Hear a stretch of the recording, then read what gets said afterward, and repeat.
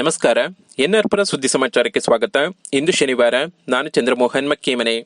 ಸುದ್ದಿಗಳ ವಿವರ.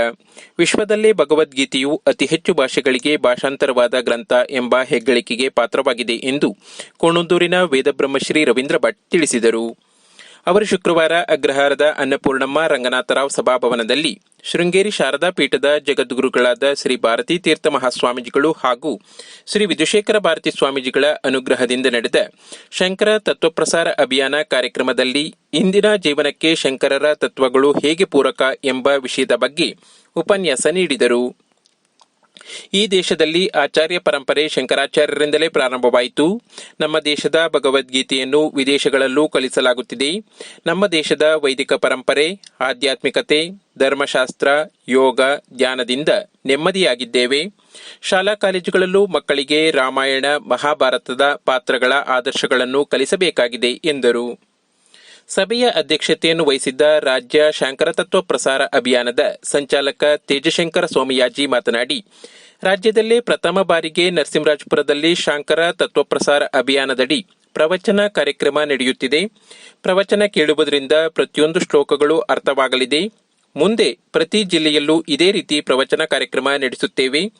ಇಂತಹ ಕಾರ್ಯಕ್ರಮಕ್ಕೆ ಮಹಿಳೆಯರ ಜೊತೆ ಮಕ್ಕಳು, ಪುರುಷರು ಸಹ ಭಾಗವಹಿಸಬೇಕು ಎಂದರು. ಶಂಕರ ತತ್ವ ಪ್ರಸಾರ ಅಭಿಯಾನದ ತಾಲೂಕು ಸಂಚಾಲಕ ಎನ್ ಶ್ರೀನಾಥ್ ಪ್ರಾಸ್ತಾವಿಕವಾಗಿ ಮಾತನಾಡಿದರು. ಸಭೆಯಲ್ಲಿ ಶಂಕರ ತತ್ವ ಪ್ರಸಾರ ಅಭಿಯಾನದ ಜಿಲ್ಲಾ ಸಂಚಾಲಕ ಸದಾಶಿವ ಭಟ್, ಜಿಲ್ಲಾ ಸಹ ಸಂಚಾಲಕ ರವೀಂದ್ರ ಪಟವರ್ಧನ್, ಶಂಕರ ತತ್ವ ಪ್ರಸಾರ ಅಭಿಯಾನದ ಜಿಲ್ಲಾ ಅಧ್ಯಕ್ಷ ರಾಮ್ ಪ್ರಸಾದ್, ಶೃಂಗೇರಿ ತಾಲೂಕು ಅಧ್ಯಕ್ಷ ಶ್ರೀಧರ್ ಉಪಸ್ಥಿತರಿದ್ದರು. ತಾಲೂಕು ಬ್ರಾಹ್ಮಣ ಮಹಾಸಭಾದ ಅಧ್ಯಕ್ಷ ಕೊನೋಡಿ ಗಣೇಶ್ ಸ್ವಾಗತಿಸಿದರು. ಅನಿತಾ ಶ್ರೀನಾಥ್ ಕಾರ್ಯಕ್ರಮ ನಿರೂಪಿಸಿದರು.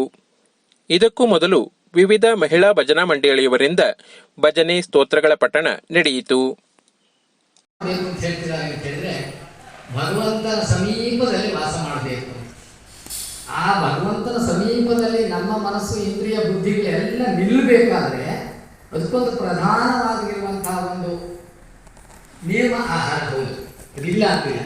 ಹೊಟ್ಟೆ ತುಂಬ ಭರ್ತಿ ಏನೊಂದಷ್ಟು ತಿಂದುಬಿಟ್ರೆ ಅಲ್ಲಿ ಜಠರಾಗ್ನಿ ದೂರ ಕೆಲಸ ಮಾಡೋದು.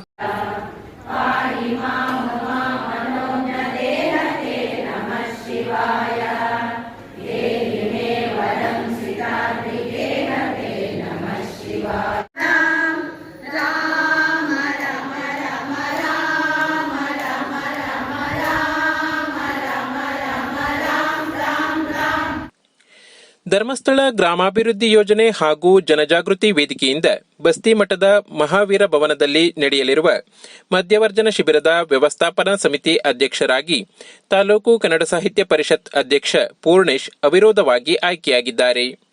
ಕಾರ್ಯದರ್ಶಿಯಾಗಿ ಧರ್ಮಸ್ಥಳ ಗ್ರಾಮಾಭಿವೃದ್ಧಿ ಯೋಜನೆಯ ಕೊಪ್ಪ ಎನ್ಆರ್ಪುರ ತಾಲೂಕು ಯೋಜನಾಧಿಕಾರಿ ರಾಜೇಶ್, ಗೌರವಾಧ್ಯಕ್ಷರುಗಳಾಗಿ ಪ್ರಶಾಂತ್ ಶೆಟ್ಟಿ, ಎನ್ಎಂ ಕಾಂತರಾಜ್, ಉಪಾಧ್ಯಕ್ಷರುಗಳಾಗಿ ಭಾಗ್ಯ ನಂಜುಂಡಸ್ವಾಮಿ, ಪ್ರೇಮಾ ಶ್ರೀನಿವಾಸ್, ಮೂಡುಬಾಗಿಲು ನಾಗೇಶ್, ಎನ್ಡಿ ಪ್ರಸಾದ್, ಆರ್ ನಾಗರಾಜ್, ವಕೀಲ ಸಂತೋಷ್, ಸುಧಾಕರ್, ರಮೇಶ್ ಶೆಟ್ಟಿ, ಸಾಜು, ಅನಿಲ್ ಕುಮಾರ್, ಮಹೇಶ್ ಆಯ್ಕೆಯಾಗಿದ್ದಾರೆ. ಕೋಶಾಧಿಕಾರಿಯಾಗಿ ವಕೀಲ ಇಸಿ ಜೋಯಿ, ಗೌರವ ಸಲಹೆಗಾರರಾಗಿ ಬಾಲಕೃಷ್ಣ ಭಟ್, ಅರವಿಂದ ಸೋಮಯಾಜಿ, ರಾಘವೇಂದ್ರ ಭಟ್, ದೇವಪ್ಪ ಸಿಗದಾಳ್ ಹಾಗೂ ಸಹ ಕಾರ್ಯದರ್ಶಿಯಾಗಿ ಧರ್ಮಸ್ಥಳ ಗ್ರಾಮಾಭಿವೃದ್ಧಿ ಯೋಜನೆಯ ನರಸಿಂಹರಾಜಪುರ ವಲಯ ಮೇಲ್ವಿಚಾರಕಿ ಸುಶೀಲಾ ಆಯ್ಕೆಯಾಗಿದ್ದಾರೆ. ವಿದ್ಯಾರ್ಥಿಗಳು ಜೀವನದಲ್ಲಿ ನಿರ್ದಿಷ್ಟ ಗುರಿ ಇಟ್ಟುಕೊಂಡು ಅದನ್ನು ಮುಟ್ಟುವ ನಿಟ್ಟಿನಲ್ಲಿ ನಿರಂತರ ಪ್ರಯತ್ನ ಮಾಡಬೇಕು ಎಂದು ತೀರ್ಥಹಳ್ಳಿ ತುಂಗಾ ಮಹಾವಿದ್ಯಾಲಯದ ಸಮಾಜಶಾಸ್ತ್ರ ವಿಭಾಗದ ನಿವೃತ್ತ ಸಹ ಪ್ರಾಧ್ಯಾಪಕ ಕೆಟಿ ರಮೇಶ್ ಹೇಳಿದರು. ಅವರು ಬುಧವಾರ ಸರ್ಕಾರಿ ಪ್ರಥಮ ದರ್ಜೆ ಕಾಲೇಜಿನ ಸಮಾಜಶಾಸ್ತ್ರ ವಿಭಾಗದ ಆಶ್ರಯದಲ್ಲಿ ನಡೆದ ವ್ಯಕ್ತಿತ್ವ ವಿಕಸನ ಮತ್ತು ಕೌಶಲ ಅಭಿವೃದ್ಧಿ ಕಾರ್ಯಕ್ರಮದಲ್ಲಿ ಉಪನ್ಯಾಸ ನೀಡಿದರು.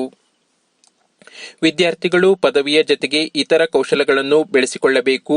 ಎಲ್ಲ ವಿದ್ಯಾರ್ಥಿಗಳು ಜೀವನದಲ್ಲಿ ಶಿಸ್ತು ಪಾಲನೆ, ಸ್ಪರ್ಧಾತ್ಮಕ ಮನೋಭಾವನೆ, ಡಿಜಿಟಲ್ ಕೌಶಲ್ಯ, ಸಮಯ ಪಾಲನೆ, ನೈತಿಕತೆಯನ್ನು ರೂಢಿಸಿಕೊಳ್ಳಬೇಕು ಎಂದರು.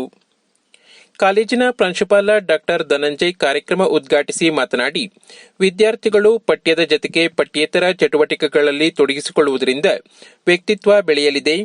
ಅಲ್ಲದೆ ಸರ್ವತೋಮುಖ ಅಭಿವೃದ್ಧಿ ಹೊಂದಲು ಸಹ ಸಾಧ್ಯವಾಗುತ್ತದೆ ಎಂದರು. ಸಭೆಯಲ್ಲಿ ಸಮಾಜಶಾಸ್ತ್ರ ವಿಭಾಗದ ಮುಖ್ಯಸ್ಥ ಎಪಿ ಚಂದ್ರಪ್ಪ, ಐಕ್ಯೂಎಸಿ ಸಂಚಾಲಕ ಆರ್ ಪ್ರಸಾದ್, ಕನ್ನಡ ವಿಭಾಗದ ಮುಖ್ಯಸ್ಥೆ ಜಿ ಸವಿತಾ, ಸಮಾಜ ಕಾರ್ಯ ವಿಭಾಗದ ಸಹ ಪ್ರಾಧ್ಯಾಪಕ ದಿನಕರ್ ನಾಯ್ಕ್ ಉಪಸ್ಥಿತರಿದ್ದರು. ಕುದುರೆಗುಂಡಿ ಗೆಳೆಯರ ಬಳಗದ ನೇತೃತ್ವದಲ್ಲಿ ಶಿವಮೊಗ್ಗದ ಮೆಗ್ಗಾನ್ ರಕ್ತನಿಧಿ ಕೇಂದ್ರದ ಸಹಭಾಗಿತ್ವದಲ್ಲಿ ಅಕ್ಟೋಬರ್ 19 ಭಾನುವಾರ ಬೆಳಗ್ಗೆ 9 ರಿಂದ ಮಧ್ಯಾಹ್ನ 2 ಗಂಟೆಯವರೆಗೆ ಕುದುರೆಗುಂಡಿಯ ಸರ್ಕಾರಿ ಹಿರಿಯ ಪ್ರಾಥಮಿಕ ಶಾಲೆಯ ಆವರಣದಲ್ಲಿ ರಕ್ತದಾನ ಶಿಬಿರ ನಡೆಯಲಿದ್ದು, ಆಸಕ್ತರು ಆಗಮಿಸಿ ರಕ್ತದಾನ ಮಾಡಬೇಕು ಎಂದು ಕುದುರೆಗುಂಡಿಯ ಗೆಳೆಯರ ಬಳಗದ ಪ್ರಕಟಣೆ ತಿಳಿಸಿದೆ. ಪ್ರತಿನಿತ್ಯ ತಾಲೂಕಿನ ಸುದ್ದಿ ಸಮಾಚಾರಗಳಿಗೆ ನೋಡ್ತಾ ಇರಿ ಎನ್ಆರ್ ಪುರ ಸುದ್ದಿ ಸಮಾಚಾರ. ವಂದನೆಗಳು.